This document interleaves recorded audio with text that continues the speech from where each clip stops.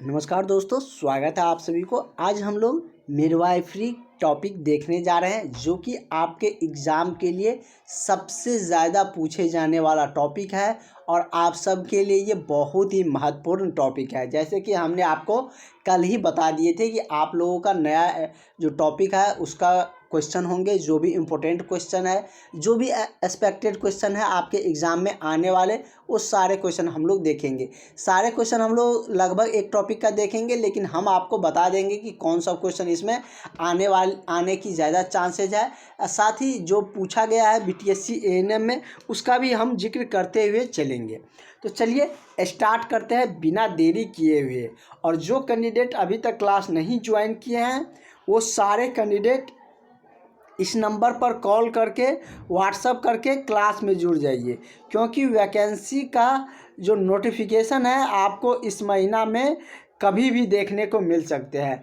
तब आपके पास बहुत ज़्यादा समय नहीं रहेगा आपको तैयारी करने का। वैकेंसी तो आएंगे ही आएंगे, जब इतने सारे पेपर में लगातार देते आ रहे हैं कि अक्टूबर में हम प्रोसेस शुरू करेंगे, तो वैकेंसी का अब आप लोगों को इंतज़ार करने की ज़रूरत नहीं। आपको ज़रूरत है तो अपनी तैयारी को बेहतर करने का, क्योंकि वही आपको रिज़ल्ट दिला सकता है। वैकेंसी तो आ ही जाएगा और जिसको होना रहेगा उसको होगा ही, लेकिन आपको क्या उसमें सिलेक्शन मिलेगा, इसके लिए आपको तो तैयारी करना पड़ेगा, क्योंकि आप उतने कॉन्फिडेंट या बिना पढ़े तो कोई उतना कॉन्फिडेंट होते नहीं है। तो चलिए हम लोग बिना देरी किए हुए स्टार्ट करते हैं। जिसको भी ज्वाइन करना रहेगा वो ज्वाइन करेगा, और जो भी क्लासेस कर रहे हैं उसको सारा ये नोट्स मिल चुका है, और भी जो नोट्स है वो भी मिल चुके हैं। टेस्ट सीरीज बहुत जल्द आपको स्टार्ट होंगे, ग्रुप डिस्कशन होंगे, सारे कुछ आपको प्रोवाइड करवाए जाएंगे।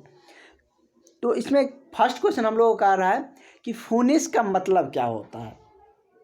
तो फुनिस का मतलब जैसे कि आपको ऑप्शन में दिया है यूरिथ्रा या यूटेराइन या एम्ब्लाइकल कार्ड या अन्य। तो फुनिस का जो मतलब होता है ये यूरिथ्रा होता है। क्या होता है? यूरिथ्रा होता है। जहाँ पर एक्सप्लेनेशन की ज़रूरत होंगे वहाँ पर हम आपको पूरी एक्सप्लेनेशन के साथ बताएंगे भी। ये बहुत ही इजी और बहुत ही मतलब कि शानदार क्वेश्चन था। चलिए ये क्वेश्चन हम लोग देखते हैं, ये क्वेश्चन क्या कह रहा है।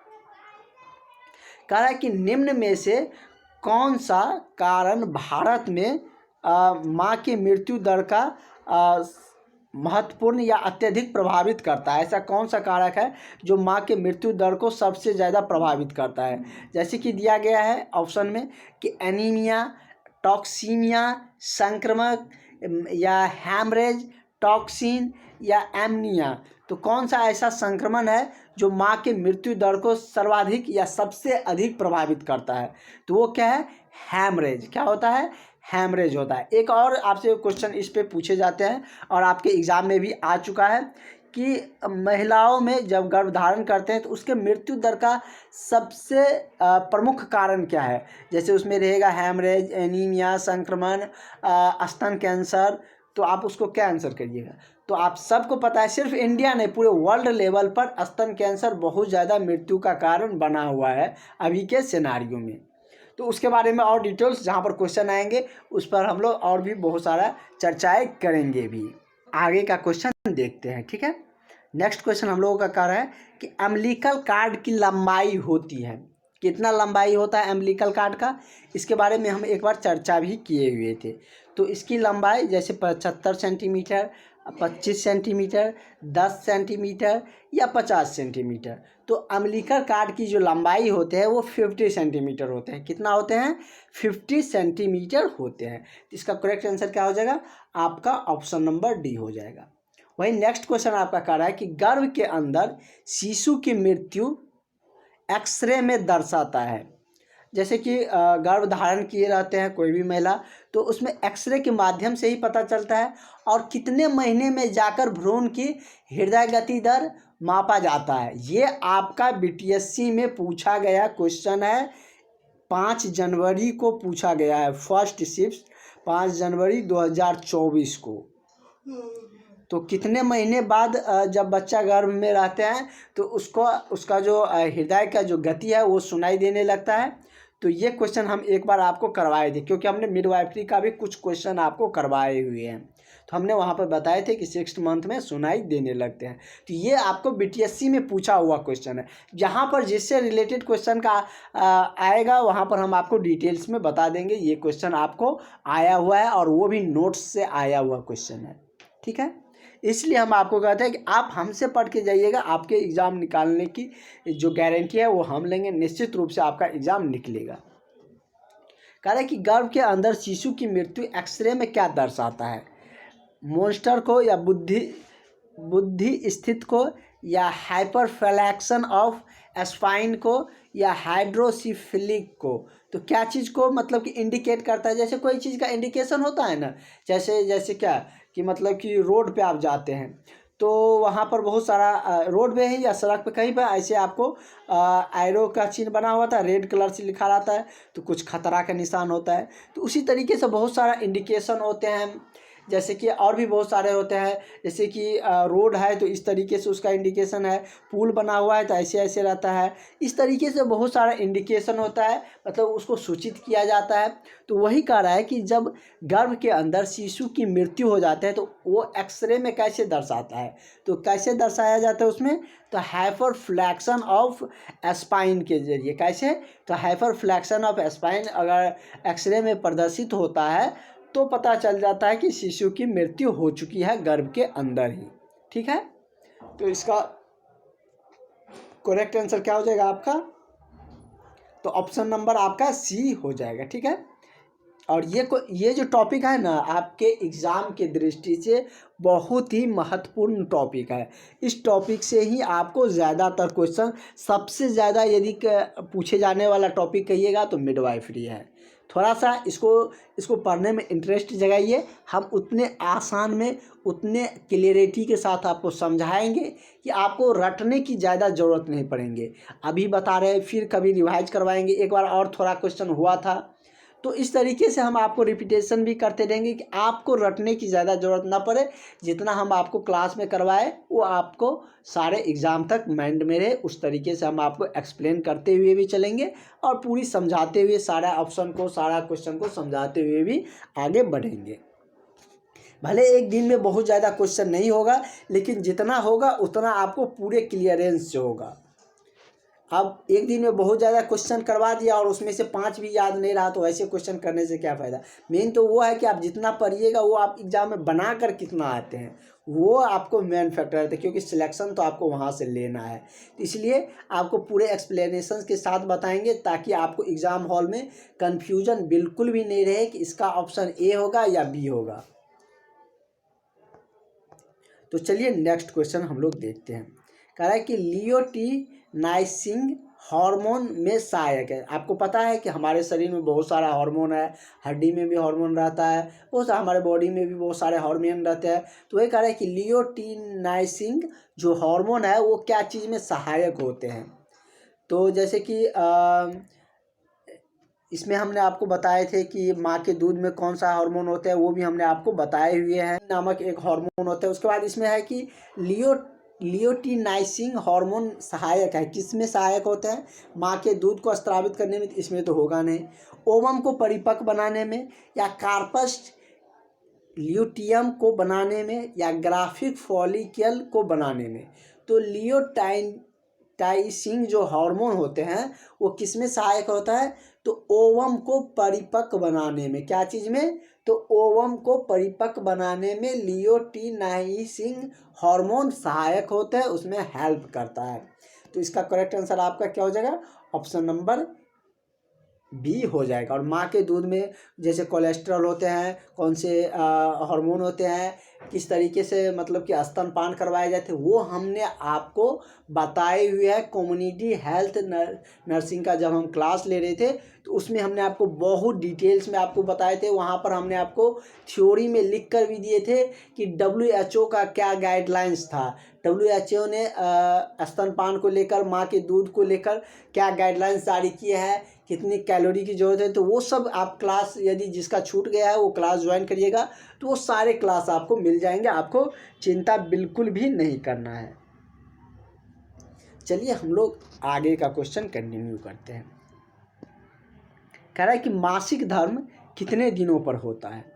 ये आपको पता है कि सभी युवती में क्या होते हैं, मासिक धर्म होते हैं, लेकिन कितने दिनों पर होते हैं, जैसे ऑप्शन में दिया गया है। तो ये बहुत ही ईजी क्वेश्चन है, तो ये तो आपको पता ही होगा। जैसे कि इसमें 28 दिया है, 28 दिन, 3 से 5 दिन, 5 से 6, 30 दिन।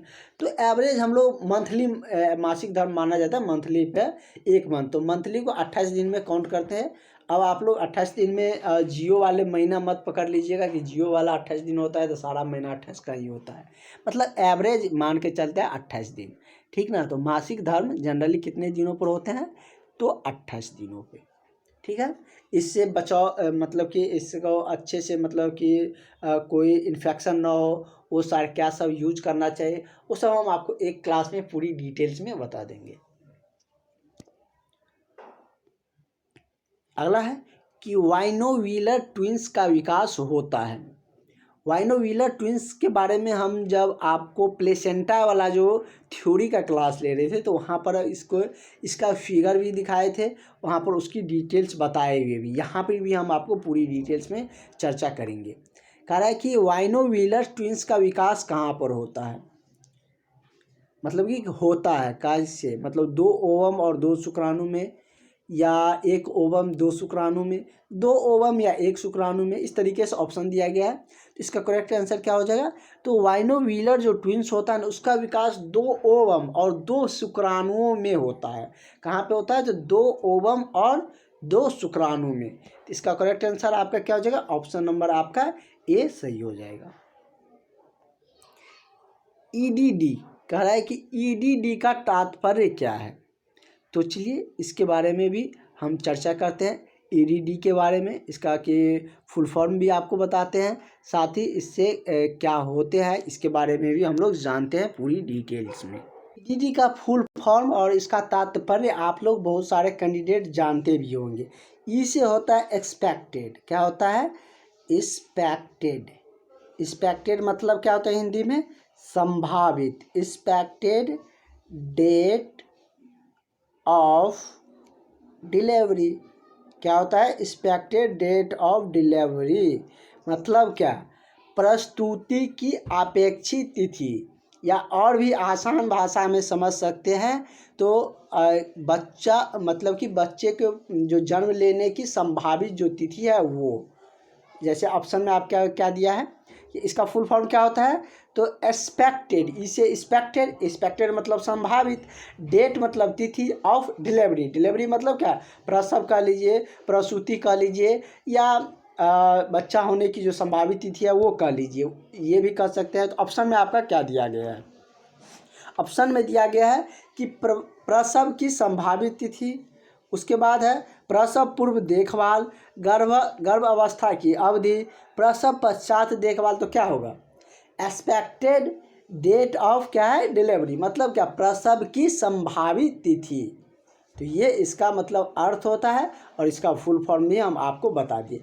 अब ईडीडी से किसी भी तरीके से क्वेश्चन आएगा तो अब बता सकते हैं, यदि आपसे पूछेगा कि एवरेज मतलब कि नॉर्मली ईडीडी का संभावित कितने महीना में होते हैं, मतलब आपसे वो पूछ रहा है कि प्रसव संभावित कितने महीने में होते हैं, तो ये आपको पता है कि 9 महीने में होता है जनरली।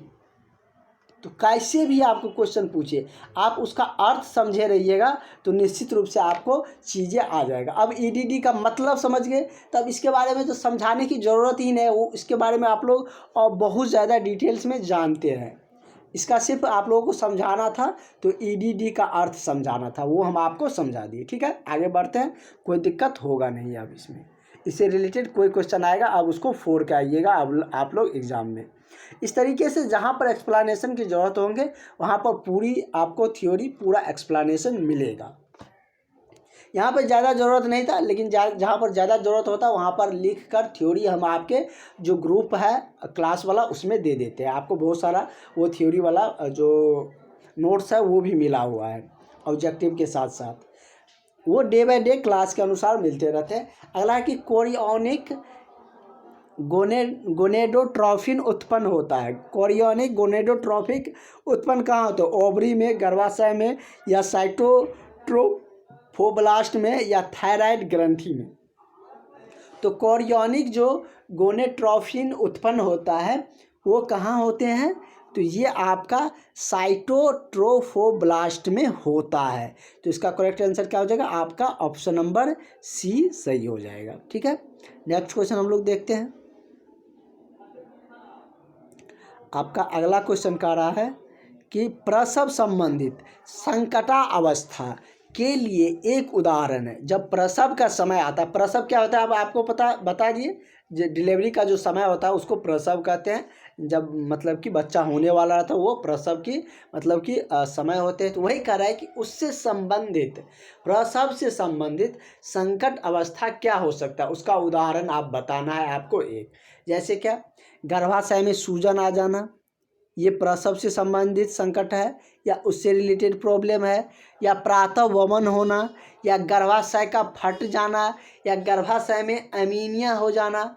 तो आपको क्या लगता है कि प्रसव संबंधित संकट का अवस्था मतलब दिक्कत नहीं कर रहा है कि उसमें संकट का क्या चीज़ होने पर हो सकता है? तो ये क्या होता है, यदि गर्भाशय फट जाएगा तो प्रसव संबंधित क्या हो जाएगा, बहुत ही बड़ा संकट आ जाएगा। तो इसका करेक्ट आंसर क्या हो जाएगा? ऑप्शन नंबर आपका सी हो जाएगा, क्योंकि बच्चा कहाँ होता है? गर्भाशय में ही रहते हैं। अगर वही फट जाएगा तो वो प्रसव संबंधित तो संकट अवस्था आ ही गया।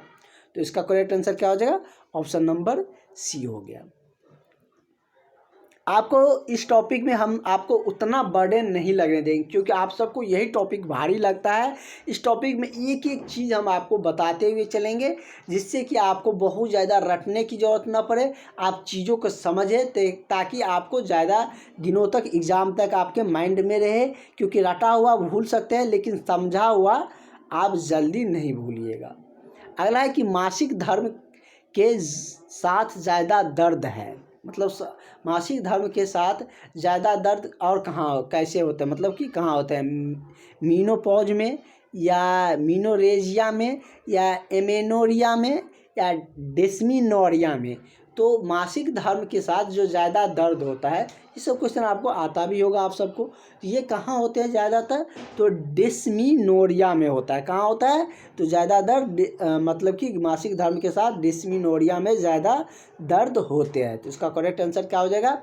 आपका ऑप्शन नंबर सी डी सही हो जाएगा। ठीक है, अगला क्वेश्चन है, ज़्यादा क्वेश्चन देखेंगे, होगा तो 25 क्वेश्चन हम लोग आज देखेंगे। अगला है कि सिफिलिस का कीटाणु, सिफिलिस का जो कीटाणु है वो कहाँ होते हैं? ई कोलाई में, या ट्रेपोनीमा पैलिडियम में, या विब्रोया में। तो कहाँ पर होते हैं? तो ये कीटाणु ट्रिपोनीमा पैलिडियम में होता है। कहाँ होता है? ट्रिपोनीमा पैलिडम में होता है। तो इसका करेक्ट आंसर ऑप्शन नंबर आपका बी सही हो जाएगा। ठीक है, इस सब में ज़्यादा एक्सप्लेनेशन की ज़रूरत है नहीं। अगला कह रहा है कि सामान्य FHS कितना मिनट में होता है? कह रहा है कि समान FHS कितना मिनट में होता है, मतलब कि कैसे होता है, कितना से कितना मिनट पर होता है, ये आपको बताना है। FSH के बारे में भी डिटेल्स में बता दें आप लोगों को। चलिए डिटेल्स में चर्चा करते हैं, थोड़ा क्वेश्चन कम ही होंगे लेकिन आपको समझाते हुए आगे बढ़ेंगे। ठीक है, तो FHS के बारे में हम लोग जानते हैं। तो पहले FHS के बारे में बता देते हैं कि FHS होता क्या है। FHS इसका प्रमुख जो कार्य है वो है बच्चों में यौन विकास एवं वयस्कों में प्रजनन क्षमता में महत्वपूर्ण भूमिका निभाती है। बच्चा में क्या? तो यौन का विकास करने में, और वयस्कों में क्या है? प्रजनन क्षमता का महत्वपूर्ण भूमिका निभाती है। साथ ही FHS मासिक चक्र को भी नियंत्रित करता है। क्या क्या कार्य है इसका? तो इसका लिखा हुआ नोट्स आपको मिल जाएगा। जो सब क्लास ज्वाइन किए हैं उसको वीडियो के साथ साथ वो नोट्स भी मिल जाएगा। FHS हो गया, इससे पहले भी हमने आपको एक क्वेश्चन और डिटेल्स में बताए थे, जैसे कि इससे पहला क्वेश्चन बताए थे ना कि आपको जैसे कि 9 नंबर क्वेश्चन में हम लोग देखे थे कि EDD के बारे में और FHS। तो ये दोनों का आपका नोट्स थ्योरी टर्म में मिल जाएगा। तो FHS क्या होता है? तो ये बच्चों में यौन विकास करता है एवं वयस्क में प्रजनन क्षमता को बढ़ाता है। प्रजनन मतलब कि बच्चों को जो जन्म देता है उस क्षमता को क्या करता है? बढ़ाने में महत्वपूर्ण भूमिका निभाती है। साथ ही मासिक धर्म को भी नियंत्रित FHS ही करता है। ठीक है, तो ये मतलब कह रहा है कि कितना से कितना पर मिनट होते हैं। तो इसका टाइमिंग की हम बात करें तो वो कितना होते हैं? तो 120 से 140 पर मिनट होते हैं। कितना? 120 से 140 पर मिनट। इसका करेक्ट आंसर क्या हो जाएगा? आपका ऑप्शन नंबर बी सही हो जाएगा। ठीक है, नेक्स्ट क्वेश्चन की तरफ बढ़ते हैं। अगला क्वेश्चन कर रहा है आपका कि 8वें सप्ताह से अधिक रक्त संवहन के कारण, 8वें सप्ताह से जो अधिक, यदि 8वें सप्ताह में जाकर अगर अधिक रक्त का संवहन हो गया तो उसके कारण योनि मार्ग के जो लेटरल फोर्निसेस में बढ़ी हुई जो धड़कन महसूस की जा सकती है उसको क्या कहते हैं? जैसे कि ओसिएंडर चिन्ह या गुडेल्स चिन्ह या जैक्वियर चिन्ह या हाइगर चिन्ह। तो उसको किस चिन्ह के नाम से हम जानते हैं? तो उसे हम लोग ओसिएंडर चिन्ह के नाम से जानते हैं। क्या, कौन से नाम से? तो ओसिएंडर चिन्ह के नाम से जो बढ़ी हुई धड़कन महसूस की जाती है उसको ओसिएंडर चिन्ह के नाम से जानते हैं। ठीक है, तो करेक्ट आंसर आपका ऑप्शन नंबर ए सही हो जाएगा। नेक्स्ट है डिलीवरी की संभावित तिथि। EDD की गणना हेतु विकास रूल का यूज किया जाता है। EDD के बारे में बताया हमको क्या होता है? एक्सपेक्टेड डेट ऑफ डिलीवरी, मतलब कि जो डिलीवरी की संभावित तिथि होती है वही यहाँ पर कह रहा है कि जो डिलीवरी की संभावित तिथि EDD की गणना हेतु, उसको मतलब काउंट करने हेतु रूल का यूज किया जाता है। किस रूल के अनुसार उसको गणना किया जाता है? जैसे कि कोई थ्योरी दिया होगा ना कि इस तरीके से उसको काउंट करना है, तब जाके पता चलेगा कि इस महीने में इतने तारीख को क्या होगा कि डिलीवरी होगी। कैसे डॉक्टर एग्जैक्ट बता देते हैं? तो वो किसी न किसी वो थ्योरी दिया है जिसके आधार पर EDD का रूल काम करता है। तो वही आपसे पूछ रहा है कि ये थ्योरी कौन दिया था, और ये हम आपको चिन्ह लगा देते हैं। बहुत ही महत्वपूर्ण क्वेश्चन है, आपके किसी न किसी शिफ्ट में ये क्वेश्चन पूछे जाएंगे। अगर EDD के बारे में डायरेक्ट पूछ लिया जाएगा तो आपके लिए बहुत ही ईजी हो जाएगा। और ये भी अब समझ लीजिएगा, अब ये भी ईजी हो जाएगा। EDD के बारे में समझ गए कि डिलीवरी की संभावित तिथि, उसकी गणना या उसका रूल का किस तरीके से यूज किया जाता है या किसके द्वारा दिया गया, इस तरीके से भी पूछा जा सकता है कि EDD की गणना के लिए जो रूल दिया गया है वो किसके द्वारा दिया गया है या किसके रूल को यूज किया जाता है। जैसे डॉन्स फार्मूला या MC डोनल्ड्स रूल या रूल्स ऑफ नेन, मतलब इनमें से कोई नहीं। तो किसके रूल पर प्रतिपादन किया जाता है या किसको रूल को फॉलो किया जाता है? तो न्यूगेल्स रूल को फॉलो किया जाता है। किसको? तो न्यूगेल्स रूल को फॉलो किया जाता है। इसका करेक्ट आंसर क्या हो जाएगा? ऑप्शन नंबर आपका C करेक्ट हो जाएगा। ठीक है, EDD को लेकर अब कोई आपको दिक्कत नहीं आएंगे। साथ ही FHS के बारे में भी पूरी डिटेल्स में बता दिए। इसका नोट्स भी आपको मिल जाएंगे, EDD का भी पूरा नोट्स मिल जाएगा, क्या होता है उसका अर्थ। चलिए नेक्स्ट क्वेश्चन हम लोग चलते हैं। अगला क्वेश्चन कह रहा है कि प्लेसेंटा के बारे में हमने बहुत डिटेल्स में बताए हुए हैं थ्योरी क्लास में कि प्लेसेंटा का बहुत सारा कार्य होता है। जैसे क्या करता है कि मतलब कि योनि के जांच प्लेसेंटा जो है वो गर्भाशय में क्या करता है? तो ऑक्सीजन पहुंचाने का भी कार्य करता है, पोषण तत्व भी पहुंचाने का कार्य करता है, नाभिक नाल से भी जोड़ने का कार्य करता है। उसका प्लेसेंटा का बहुत सारा फंक्शन है। जैसे जैसे क्वेश्चन आएंगे वैसे वैसे आपको सारे पता चलते जाएगा। वैसे हम आपको एक क्लास में पूरी 20 मिनट प्लेसेंटा के बारे में ही समझाए हैं। एक जो थ्योरी का प्लेसेंटा का क्लास लिए थे वहाँ पर। कह रहा प्लेसेंटा प्रीविया में योनि की जांच नहीं करने का कारण क्या होता है? जब प्लेसेंटा प्रीविया में योनि की जांच नहीं किया जाता है वो उसका क्या रीज़न है? इन्फेक्शन के चलते या रक्त स्त्राव या थकावट के चलते या प्रीसिटेट लेबर के कारण? तो किस कारण से प्लेसेंटा प्रीविया में योनि की जांच नहीं की जाती है? तो ये मुख्य इसका रीज़न है रक्त स्त्राव के कारण ही प्लेसेंटा प्रीविया में योनि की जांच नहीं किया जाता है। उस समय अगर रक्त का ज़्यादा स्त्राव होता है, इस कारण से उसका जांच नहीं किया जाता है। ठीक है, प्रमुख कारण उसका यही है। तो करेक्ट आंसर आपका क्या हो जाएगा? ऑप्शन नंबर आपका बी सही हो जाएगा। ठीक है, नेक्स्ट क्वेश्चन पे हम लोग चलते हैं। कह रहे माँ का दूध बढ़ाने के लिए जैसे क्या कि जब बच्चा जन्म लेता है तो माँ बच्चों को स्तनपान कराती है। स्तनपान को लेकर हमने बहुत डिटेल्स में चर्चा किए हैं। तो वही कह रहा है कि माँ का जो दूध बढ़ाने के लिए, अब कभी कभी सुनते होंगे कि किसी माँ को दूध थोड़ा कम आता है और बच्चे को तो उतना दूध चाहिए, मतलब कि उसको पोषण तत्व के लिए। और सबसे ज़्यादा मतलब कि जो बॉडी के जितने भी प्रोटीन कह लीजिए या जितने भी चीज़ों की ज़रूरत होती है वो माँ के दूध से ही, जितना कैलोरी मिलता है वो माँ के दूध से ही मिलते हैं जब बच्चा आता है। तो इसलिए माँ का दूध बहुत ज़्यादा ज़रूरी हो जाता है। यदि कम दूध आता है माँ को तो उस समय आप लोग जब जॉब पे जाइएगा तो कौन सा मेडिसिन सजेस्ट करिएगा, डॉक्टर लिखेंगे या कुछ दिन आपका एक्सपीरियंस जब आपका हो जाएगा तो आप ही को वो सब बताना होगा। तो इसमें जैसे क्या दिया गया है, प्रोमोक्रिप्टाइन या मेटोक्लोप्राइड्स या ऑक्सीटोसिन या मेथर्जीन, तो कौन सा दिया जाता है? तो क्या होगा कि माँ के जो दूध को बढ़ाने के लिए जो दवा दिया जाता है वो कौन से मेडिसिन दिए जाते हैं? तो उसमें क्या दिया जाता है? अरे यार, तो इसका करेक्ट आंसर क्या हो जाएगा? इसका करेक्ट आंसर आपका बी हो जाएगा, मेटोक्लोपैरामाइड्स। तो इसका जो दूध बढ़ाने के लिए जो दवा दिया जाता है वो कौन सी दवा दिया जाता है? तो मेटोक्लोपैरामाइड दिया जाता है, जो कि ये दूध बढ़ाने का कार्य करता है। तो आज की क्लास को हम यहीं पे स्टॉप रखते हैं। कल से हम लोग इससे आगे का क्वेश्चन कंटिन्यू रखेंगे और सारा आपका नोट्स सारा कुछ आपको मिल जाएगा।